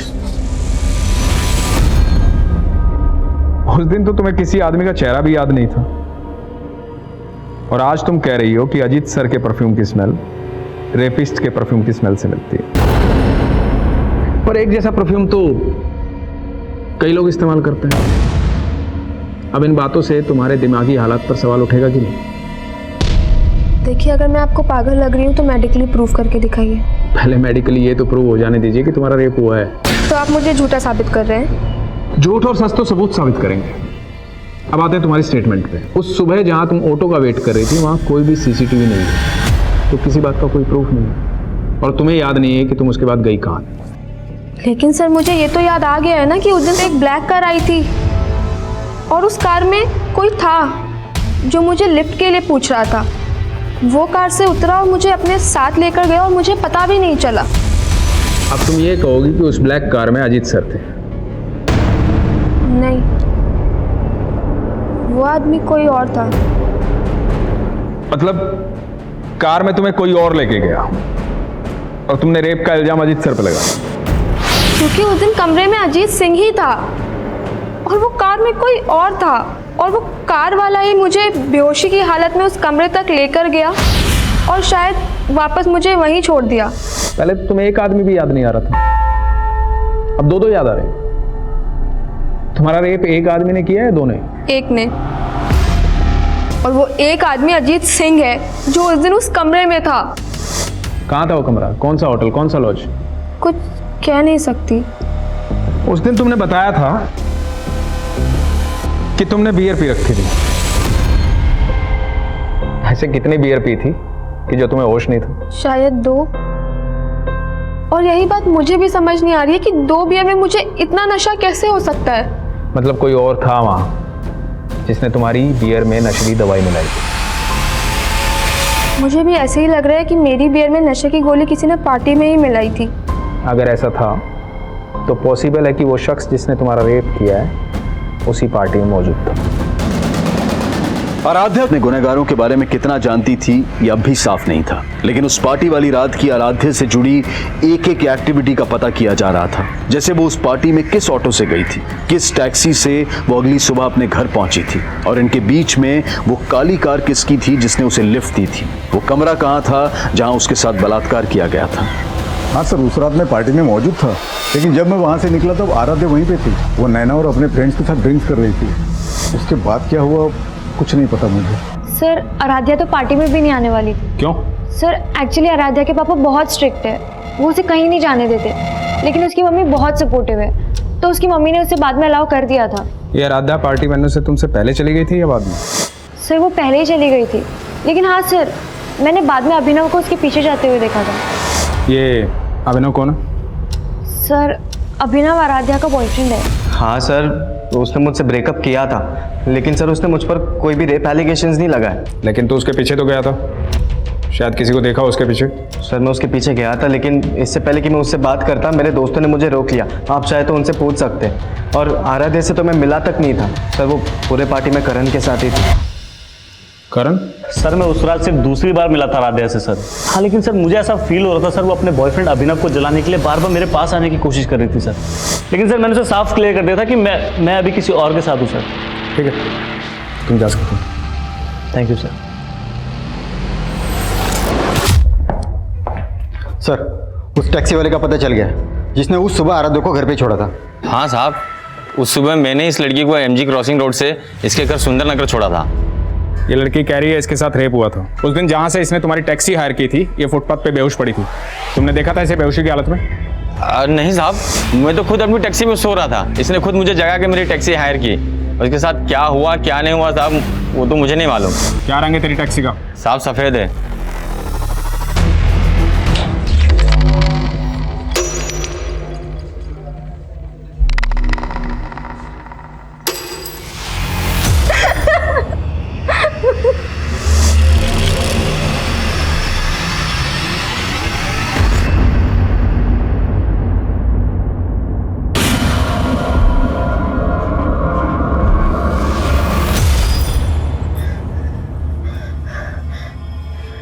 याद आया मम्मी, उस घर का मेन गेट का कलर ब्लू था, जहाँ पे मुझे वो ब्लैक कार लेके गई थी।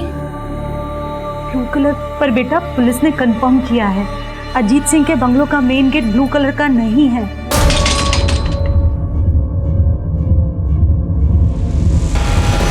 लेकिन मैंने रेप उसी ने किया है मम्मी, और जिस घर का गेट ब्लू था अजीत सिंह मौजूद था वहाँ पे। अच्छा ठीक है, तू ये याद करने की कोशिश कर कि उस ब्लैक कार में कौन आदमी था।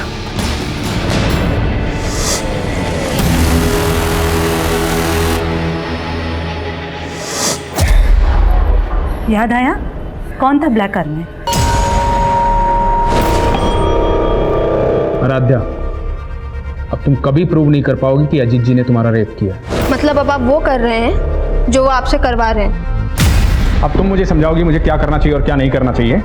सर नाराज मत होइए, बच्ची है, नादानी में बोल गई है। नादान? बहुत पहुंची हुई चीज है ये। टेबल टेनिस कंपटीशन में नॉमिनेशन के लिए आराध्या की सिफारिश लेकर तुम गई थी अजीत जी के पास, क्योंकि वो तुम्हारे फ्रेंड की जान पहचान के हैं। सुहासिनी जी, मैं ऐसी कोई सिफारिश नहीं करूंगा। आपकी बेटी को क्लब में फ्री ट्रेनिंग दिलाने के लिए मैंने सिफारिश कर दी थी, लेकिन वो कंपटीशन में सिलेक्ट होगी या नहीं ये सिर्फ उसका गेम डिसाइड कर सकता है, मैं नहीं। बात नहीं बनी तो बदनाम करने की कोशिश की। तो क्या कह रहे हैं आप सर? उस रात आप अपनी बेटी को पार्टी में नहीं भेजना चाहते थे ना? जी सर, लेकिन तुम्हारी बीवी ने भेजा जबरदस्ती, क्योंकि नहीं भेजती तो ये खेल कैसे रचती? खेल तो मेरी बेटी की जिंदगी के साथ हुआ है सर। आपको पता है उस दिन वो काली कार में कौन आया था, कौन इसको लेकर के गया था? करण सिंह, अजीत सिंह का बेटा। लिफ्ट चाहिए क्या तुम्हें? तो अपनी दलील को पुख्ता करने के लिए अजीत जी के बेटे को फ्रेम कर रही हो तुम। कोई नहीं सुनेगा तुम्हारी कहानी। मतलब मेरा रेप आपको अब कहानी लग रही है? बहुत कहानी है तुम्हारे पास। मेडिकली प्रूव हो चुका है कि तुम्हारे साथ कोई जबरदस्ती नहीं हुई, और सेक्सुअली एक्टिव तो तुम पहले से थे ना। क्या कह रहे हैं सर आप? कुछ भी बोले जा रहे हैं? पूछो अपनी बेटी से, अपने एक्स बॉयफ्रेंड अभिनव के साथ इसके फिजिकल रिलेशन थे या नहीं? सच क्यों नहीं बोल रही? हाँ, बन गए थे अभिनव के साथ मेरे रिलेशन, लेकिन 19 मार्च की सुबह मेरा रेप हुआ था और अजीत सिंह ने ही मेरा... वो उस दिन इंदौर में थे ही नहीं। मैं वहां नहीं था जहां उस लड़की का रेप हुआ, बल्कि मैं यहाँ से 300 किलोमीटर दूर भोपाल के नुसरतगंज में था। एक शादी अटेंड कर रहा था, मेरी भतीजी की शादी। शादी की फोटोग्राफ है, इसमें मैं ठीक से नजर आ रहा हूँ, देखो।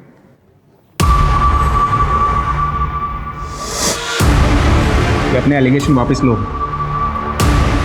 तो इस केस में उल्टे बुरी तरह फंस जाओगे।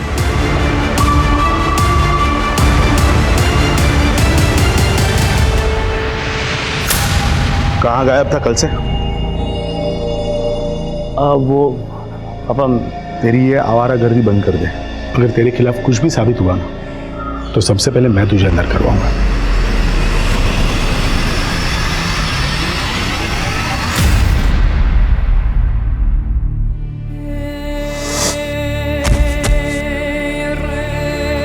तुम लोग ओवर रिएक्ट कर रहे हो। ये भी तो हो सकता है कि कोई...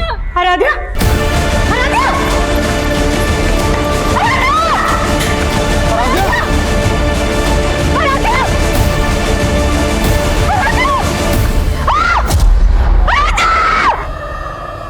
आराध्या की मौत हो गई थी और जल्द ही मीडिया इस मामले को आत्महत्या का रंग भी देने लगी। मेरी बेटी इतनी कमजोर नहीं थी, वो आत्महत्या नहीं कर सकती है। उसको तो हाइट का फोबिया था, ऊंचाई से नीचे देखते ही उसको चक्कर आने लगते थे, तो फिर वो खुद कूद कर अपनी जान कैसे दे सकती है? उसको जरूर किसी ने धक्का दिया था, उसकी हत्या हुई है। मैं इस केस में सेंट्रल इन्वेस्टिगेशन एजेंसी की जांच की मांग करती हूँ। आराध्या की मां द्वारा की गई मांग को मीडिया ने इतना बढ़ावा दिया कि आखिरकार ये मांग स्वीकार कर ली गई और ये केस इन्वेस्टिगेशन डिपार्टमेंट को सौंप दिया गया। आप लोगों का कहना है कि आराध्या को ऊंचाई से डर लगता था, इसके बावजूद वो टेरेस पर अकेले गई। क्यों गई होगी वो टेरेस पर? सर ऐसे ही गई थी, लेकिन कभी भी वो मुंडेर के पास नहीं जाती थी। आप लोग कहाँ थे उस वक्त? हम सब लोग यहाँ नीचे थे और तभी अचानक से आराध्या की चीखने की आवाज सुनी और जाकर के देखा तो सर अगर आराध्या खुद कूदी होती तो फिर वो चीखती क्यों? उसको जरूर किसी ने धक्का दिया था। पक्का उस अजीत सिंह और उसके बेटे का ही हाथ है इसमें। आप लोगों के कहने का मतलब है कि एसएसपी अजीत सिंह और उनके बेटे करण ने किसी को आपके टेरेस पर भेजा, उसने आराध्या को धक्का दिया। लेकिन आप लोगों के घर पर होते हुए आपके टेरेस पर कौन आ सकता है?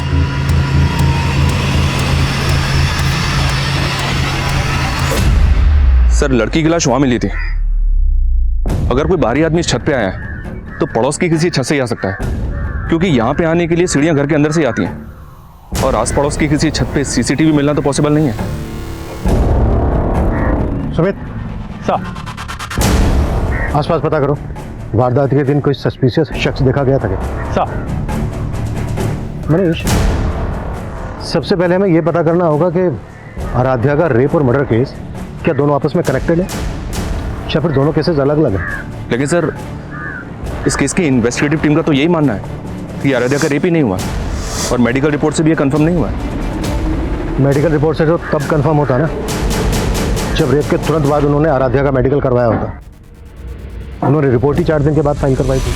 सर आराध्या ने 3 दिन तक तो हमें भी कुछ नहीं बताया था और 4 दिन तक आराध्या को रेपिस्ट का चेहरा ही याद नहीं था। 7 दिन के बाद उसने एसएसपी अजीत सिंह पर एलिगेशन लगाए और कहीं 10वें दिन जाकर आराध्या को याद आया कि उस ब्लैक कार में अजीत सिंह का बेटा करण था। ठीक हो तुम?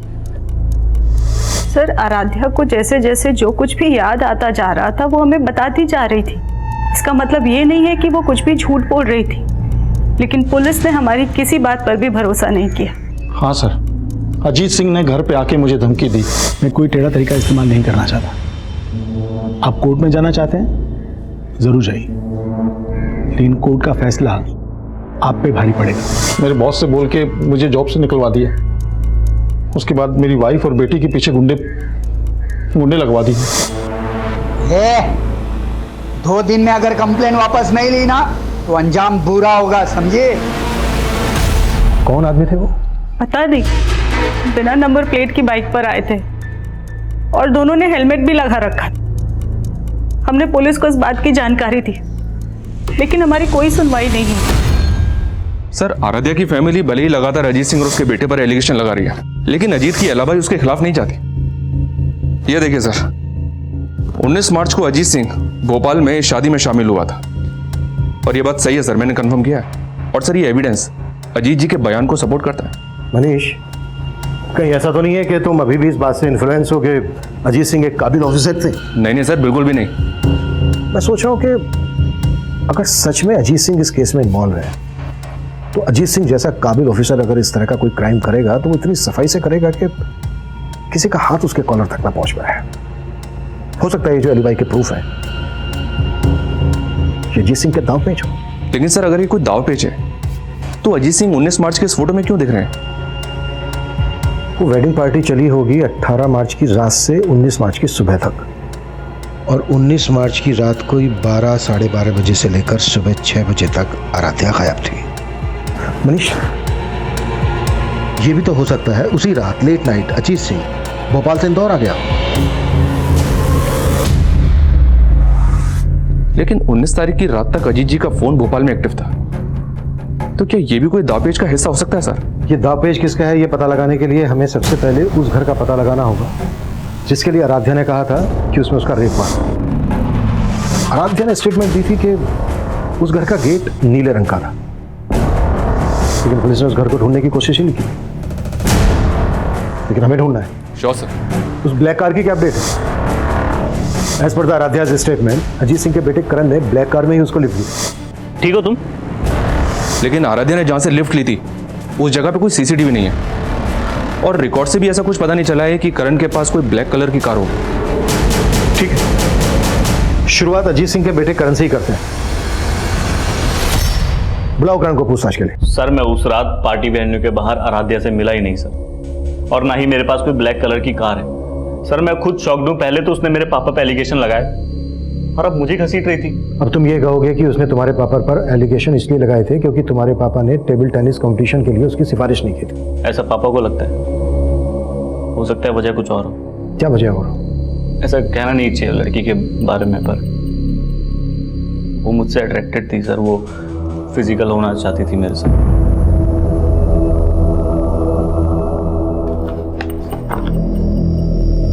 लेकिन तुमने अपने एक बयान में कहा था कि तुम आराध्या से सिर्फ 2 ही बार मिले थे। हाँ सर 2 ही बार मिला था, और सर दूसरे बार ही मुझे ऐसा सिग्नल देने लगी सर। तुम अपने गर्लफ्रेंड के साथ लॉयल हो या फिर मैं पसंद नहीं तुम्हें? एक मिनट सॉरी आई कांट। मैंने उसे साफ मना कर दिया। हो सकता है उसकी ईगो हर्ट हुई हो सर। आप खुद सोचो सर, अगर मुझे कुछ करना होता तो मैं तब नहीं करता। ऊपर से उसने ऐसा कहा कि मैं उसे अपने पापा के पास ले गया।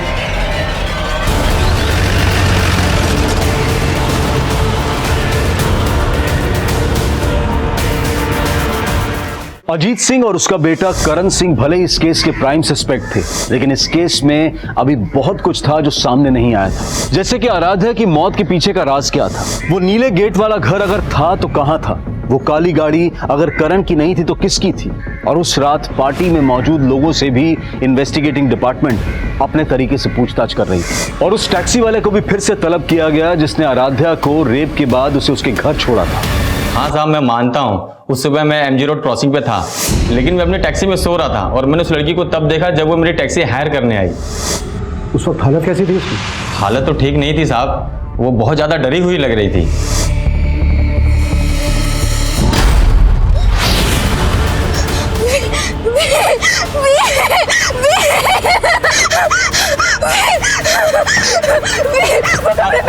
अरे क्या हुआ मैडम? साहब मुझे कुछ समझ ही नहीं आया, वो कौन से व्हील और कौन से कमरे की बात कर रही थी। ये टैक्सी वाला बोल रहा है कि आराध्या किसी व्हील और कमरे की बात कर रही थी। कहीं ये कमरा वही तो नहीं जिसमें आराध्या का रेप हुआ था? तो किसी व्हील का भी उस ब्लू गेट वाले घर से कनेक्शन है? ऐसा कोई घर मिला? नहीं सर, फिलहाल तो नहीं। हाँ लेकिन आराध्या की दोस्त नैना ने एक नई स्टेटमेंट दी। सर मैंने ये बात पहले भी पुलिस को बताने की कोशिश की थी, लेकिन वो वही जानने में इंटरेस्टेड थे जो वो जानना चाहते थे। कब की बात है ये? क्या हुआ? मुझे लगा वो सुपर शादा भी यहीं खड़ा था और हमें मोबाइल में रिकॉर्ड कर रहा था। सर तब तो हमने ये बात को इग्नोर कर लिया था, लेकिन आराध्या के रेप और मर्डर के बाद ऐसा लगा कि शायद इसका कुछ कनेक्शन हो। नाम क्या उस घर का? सर शंकर, वो यही काम करता है।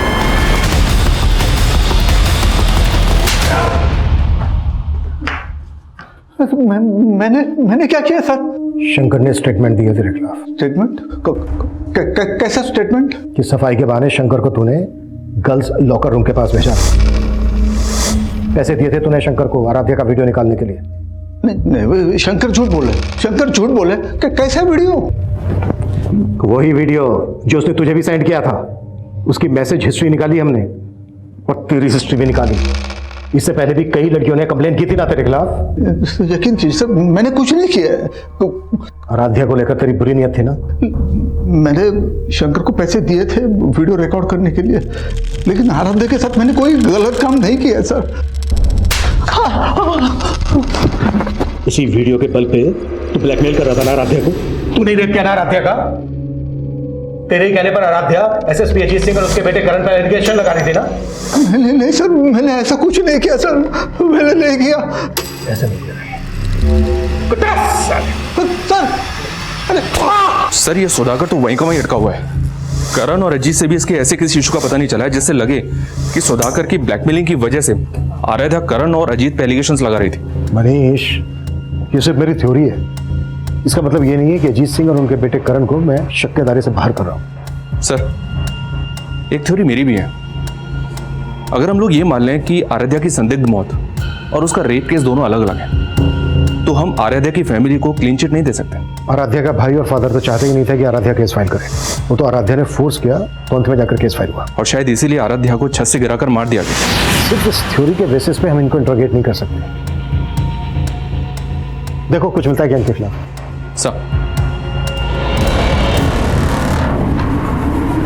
अब आराध्य के पिता और भाई शक के दायरे में थे और तभी एक नई जानकारी सामने आई। आराध्या का जिस दिन मर्डर हुआ था सर, उसके कुछ दिन पहले से ये आदमी आराध्या के घर के पास मंडरा रहा था। कौन है? आराध्या की फैमिली ने तो उसको आइडेंटिफाई नहीं किया है, पर अपनी एक टीम इसकी पहचान पता करने में लगी हुई है। सर मुझे आपको एक बात बतानी थी। मेरे पास कुछ दिन पहले एक फ़ोन आया था। हेलो सर, वो फ़ोन एक लड़की का था। इस केस के बारे में कुछ जानती थी, मुझसे मिलना चाहती थी, पर केस तब तक आपको ट्रांसफ़र हो गया।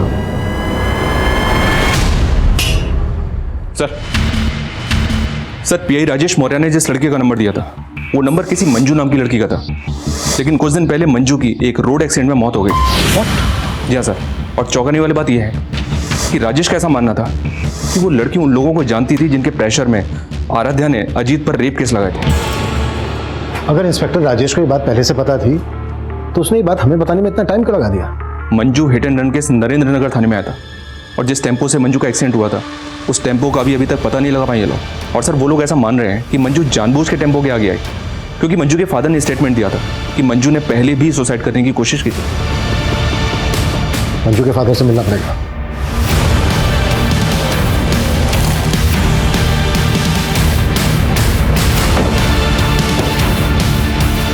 हाँ साहब, ये सच है कि मेरी बेटी ने आत्महत्या करने की कोशिश की थी। लेकिन आपकी बेटी मंजू ने पहले आत्महत्या करने की कोशिश की ही क्यों थी? वो आदमी पापा,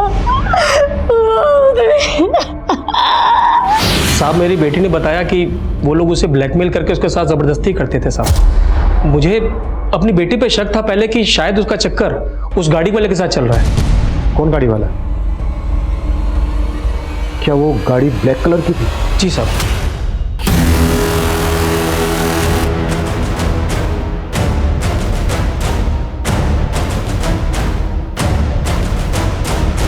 फिर साहब मैंने उस कार का पीछा किया जिस कार में मेरी बेटी थी, और वो कार एक कोठी में घुस गई। मैं कोठी में जाने की कोशिश की, लेकिन साहब वॉचमैन ने मुझे अंदर जाने नहीं दिया। कहाँ है वो कोठी? सब आराम नगर में है साहब। जिस कोठी की बात तुम कर रहे हो, ब्लैक कलर की कार जिस कोठी में घुसी थी, उस कोठी का गेट नीले रंग का है।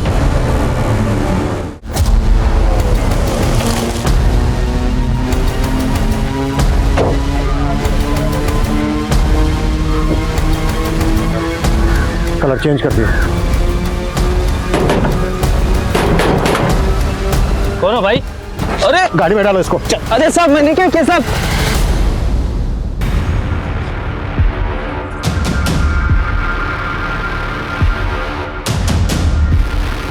यही है।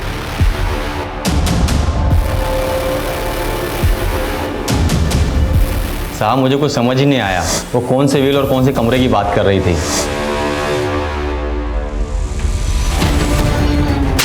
किसका घर है ये? क्या होता है यहाँ पे? साहब का घर है। कौन से साहब का घर है ये? अब सफाई देने के लिए कुछ नहीं बचा। बेनामी संपत्ति का वो घर जब्त हो चुका है और तुम्हारा वफादार खबरी मुकेश उठा लिया उसको हमने। मुकेश सब कुछ कबूल कर चुका है। क्या कबूल कर चुका है?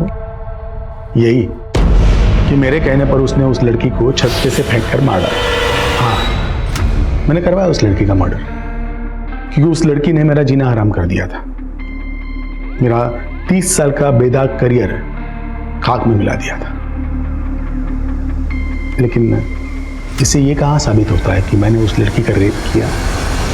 अजीत सिंह एक बहुत ही पावरफुल और पहुंच वाला ऑफिसर था, इसलिए आईडी के लिए यह बेहद जरूरी था कि वो उसके खिलाफ पुख्ता सबूत जुटाए। आईडी की टीम ने क्राइम सीन की फोरेंसिक जांच करवाई और वहां उन्हें आराध्या, अजीत और कुसुम तीनों के ही डीएनए के ट्रेसेस मिले और उस प्रॉपर्टी की डिटेल से यह भी पता चल गया कि वो बंगलो अजीत सिंह की ही एक बेनामी संपत्ति थी। तुम मुंह खोलेगा या फिर मैं मेरे तरीके से मुंह खुलवाऊं तेरे से? गर्मी मत दिखाओ जिंदल, गर्मी अच्छे अच्छे को खा जाती है, मुझे भी खा गई। औदा मिलते ही अंदर की सारी बुरी आदतें उबाल मारने लगती हैं। मुझे लड़की की आदत थी और मेरे बेटे को ड्रग्स की। मैंने कई बार कोशिश की कि उसकी ये आदत मैं छुड़वाऊं, लेकिन बाद में हम दोनों ने संधि कर ली। मैं उसकी आदतें पूरी करता था और वो मेरी जरूरत है। सर मंजू, मैंने उससे दोस्ती करी, उसे लगा मैं उससे प्यार करता हूँ, लेकिन मैं उसे अपने पापा के पास ले गया था। मंजू कमजोर थी, उसे मजबूर करना बहुत मुश्किल नहीं था, लेकिन आराध्या नखरीली क्रीम थी। करण को उसके लिए बहुत पापड़ बेलने पड़े। सर वो पार्टी में आराध्या के बियर में मैंने ही नशे की गोली मिलाई थी सर। पार्टी के बाद जब आराध्या घर को निकली तो मैं उसके पीछे गया। मैंने देखा सर वो ऑलमोस्ट बेहोश से पड़ी थी रास्ते में। मैं उसे लिफ्ट दी और पापा के पास ले गया। तुझे लगा कि आराध्या तुझे कभी पहचान नहीं पाएगी, लेकिन आराध्या ने तुझे पहचान लिया, वर्दी उतरा दी तेरी, और ये बात तेरे से बर्दाश्त नहीं हुई। हाँ, नहीं हुई मुझसे बर्दाश्त, और ये बात भी मुझसे बर्दाश्त नहीं हुई कि मेरा ही डिपार्टमेंट मेरे पीछे हाथ धो करके पड़ा था। और वो खबरी मुकेश मेरा पुराना वफादार, और उसने मेरे कहने पर आराध्या को खत्म कर दिया। मंजू को भी तूने मरवाया ना? मंजू सर पे चढ़ने लगी थी। आराध्या की हिम्मत देखकर उसे भी हिम्मत आने लगी थी। उसने इंस्पेक्टर राजेश को फोन कर दिया। हेलो, ये बात मुझे पता चल गई और मौका देखते ही मैंने उसे भी। पुलिस रक्षक होती है, भक्षक नहीं, और एक बाप अपनी औलाद को सही रास्ते पर लाता है, गलत रास्ते पर नहीं। तूने अपने बेटे को अपने निजी स्वार्थ के लिए गलत रास्ते पर लाया।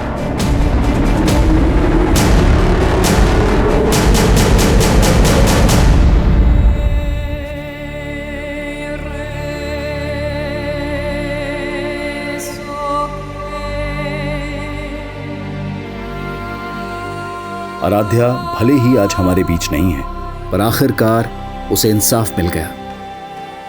कहते हैं कि पावर अक्सर इंसान को करप्ट बना देती है, और जब अजीत सिंह जैसे पावरफुल पुलिस अधिकारी इस तरह के अपराधों में लिप्त पाए जाते हैं तो समाज में अराजकता का माहौल पैदा हो जाता है। एक आम नागरिक का भरोसा डगमगा जाता है। जो सिस्टम उसके अधिकारों को ताकत देने के लिए बना हो, अगर वही सिस्टम उसे कमजोरी का एहसास दिलवाए तो समाज का स्वरूप डरावना हो जाएगा। लेकिन सामाजिक और पारिवारिक स्तर पर हमें भी अपनी सोच में, अपने ख्यालों में वो आज़ादी लानी होगी जो महिलाओं को एक दबाव मुक्त, एक अपराध मुक्त माहौल दे सके। लेकिन हमें उस सोच से भी बचना होगा जहां बेफिक्री की आदत हमें तमाम फिक्रों में जकड़ लेती है, जैसा कि आराध्या के साथ हुआ। जिंदगी शौक से जीना अच्छी बात है, लेकिन शौक पूरे करते वक्त इतने भी बेखौफ ना हो जाएं कि हमें अपने आसपास खतरे की दस्तक भी ना सुनाई दे। अब मैं अनूप सोनी आपसे विदा लेता हूं। फिर मुलाकात होगी क्राइम पेट्रोल सतर्क में एक और नए केस के साथ। तब तक अपना और अपने परिवार का ख्याल रखें, सतर्क रहें, सुरक्षित रहें और देखते रहें क्राइम पेट्रोल सतर्क। जय हिंद। इस तरह के और भी एपिसोड देखने के लिए हमारे चैनल को सब्सक्राइब करें और बेल आइकन दबाना ना भूलें।